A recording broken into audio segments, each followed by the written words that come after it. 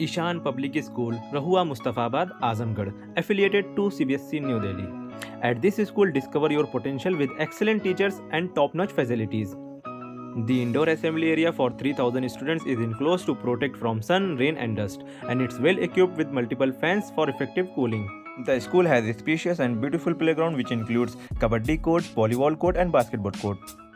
The school provides good care for students with a 5 to 6 bed medical room for health issues. Azamgarh ग्रामीणों का फूटा गुस्सा। जी हां, तहसील में व्याप्त भ्रष्टाचार को लेकर डीएम कार्यालय पर ग्रामीणों ने किया प्रदर्शन। ग्रामीणों ने तालाब को अवैध रूप से पट्टे करने की शिकायत लेकर पहुंचे मुख्यालय। डीएम कार्यालय के सामने खड़े होकर ग्रामीणों ने किया प्रदर्शन। पट्टे को निरस्त करने व गांव के गरीबों के साथ न्याय करने की मांग पर अड़े रहे ग्रामीण।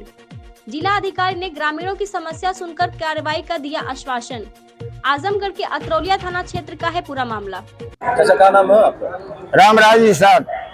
रामराज जी, आज डीएम साहब के नंबर गिला कहा बात करिए। डीएम साहब से हमने कहा कि तालाब का जो चिश्तीपुर ग्राम सभा का पट्टा हुआ है उसको निरस्त करने की कृपा करें। क्या दिक्कतें हैं उससे? इस तालाब से दिक्कत हम लोगों को यह है कि हम लोग पहली बात तो मत्स्य पालन में पट्टा 2002 में हुआ था, तो हम लोग उसको खारिज करवाए हैं। उसकी फोटोकॉपी भी डीएम साहब को दे दिए हैं, तहसीलदार को दिए हैं, नायब तहसीलदार को दिए हैं, एसडीएम साहब को दिए हैं। एसडीएम साहब को दिए और कहे कि पट्टा बाबू को बुला करके बताए कि आप फाइल तैयार करके इस पट्टा को निरस्त करवाएं। लेकिन इसके बाद नायब तहसीलदार ने रिपोर्ट लगा करके पट्टा कर दिया। किसकी लापरवाही मानते हैं आप? किसकी लापरवाही से सर? लापरवाही तो तहसीलदार की है। तहसीलदार जबरदस्ती पट्टा कर दिए उसको। और इस तालाब से हम लोग जीवन भर आदि औलाद से इसमें मछली मारकर शेर की बेर्रा भसीड़ काट करके बेच करके अपनी जीविका चलाते हैं।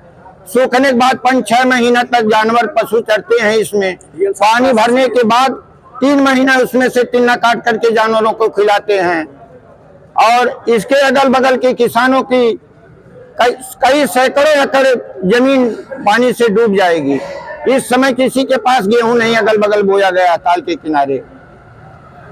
क्या चाहते हैं हम लोग चाहते हैं कि मत्स्य पालन का पट्टा निरस्त किया जाए ताकि न्याय मिले। क्या नाम है आपका? मैं विपिन सिंह पालीवाल, जिला उपाध्यक्ष भारतीय जनता पार्टी। अच्छा, आज आप बुरहानपुर तहसील में बढ़ते भ्रष्टाचार को लेकर के आज डीएम के यहाँ ज्ञापन दिए हैं, क्या मामला है पूरा? मामला मेरे ग्राम सभा का है, ग्राम सभा चिश्तीपुर का। हमारे ग्राम सभा में 51 एकड़ का ताल है, जिसे 3 बार पट्टा किया गया, जिसमें 2 बार हम लोग कमिश्नर साहब द्वारा खारिज करवाएं। फिर अक्टूबर 2024 में बुरहानपुर तहसीलदार द्वारा फिर से उसे दूसरे ग्राम सभा के लोगों को पट्टा कर दिया जाता है। और जब ग्राम सभा के लोग एकत्रित होकर के तहसील पे पहुंचते हैं, उनसे सवाल जवाब किया जाता है तो कहे नहीं हो गया, जाकर के ऊपर के अधिकारियों से बात करिए।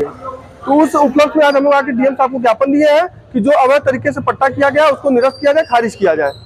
अच्छा, और किन जिम्मेदार उसको मानते हैं आखिर इस तरीके से? कमिश्नर साहब क्या पहले इस तरीके से उसमें कुछ हुआ था कार्रवाई? सबसे बड़ी चीज है कि अगर ग्राम सामाजिक जमीन है तो उसमें सबसे पहला अधिकार ग्राम सभा के लोगों की होती है।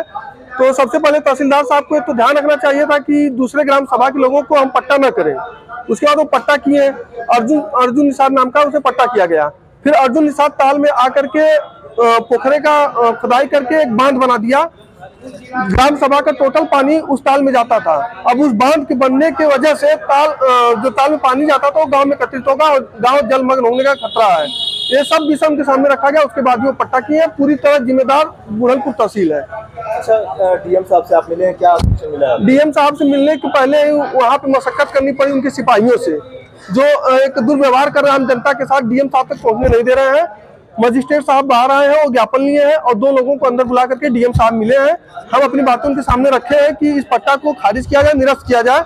अगर ये पट्टा निरस्त और खारिज नहीं होता है, आज हम लोग डीएम साहब के नॉलेज में डाल दिए हैं, अगर ये नहीं होता है तो 6 से 7 दिन 10 दिन बाद पूरा ग्राम सभा कलेक्ट्रेट के सामने धरना प्रदर्शन करेगा और भूख हड़ताल पे बैठ जाएगा।